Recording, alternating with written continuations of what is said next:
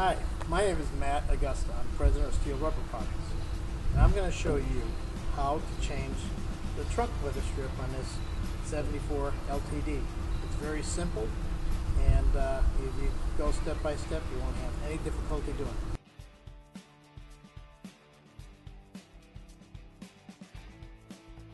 First, check your old rubber to see what kind of shape it's in. Make sure it needs to be replaced. As you can see, this one's pretty torn. You might have obvious other signs. Might be the rubber been flattened out, or it might be pushed into its channel. Once determined that it needs to be replaced, then we're going to pull the old rubber out. Start by pulling firmly but gently enough that it doesn't rip the rubber, and continue all the way around the trunk perimeter. This is going to leave some adhesive in the channel that you're going to have to remove before putting the new rubber on.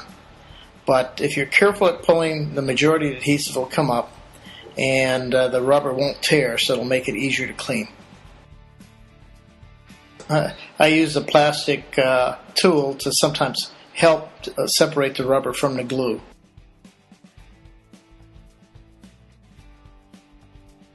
Now you can see there's a lot of adhesive still remaining in the channel, and we'll have to remove as much of that as we can. You can use some adhesive mold release. I use a plastic tool to help scrape it off, or a plastic scuff pad that'll kind of scrape it off.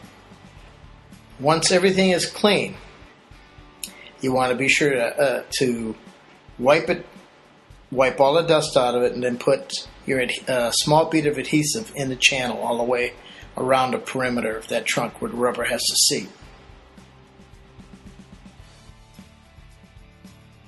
Then, starting at the striker center of the trunk, you start replacing the new rubber.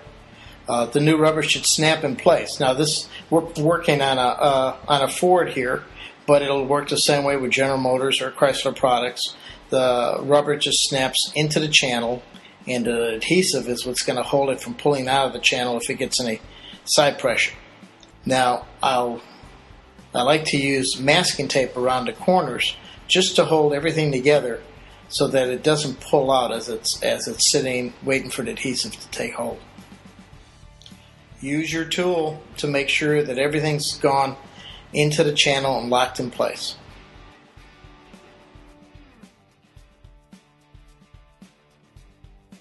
And of course, test it to make sure it closed properly.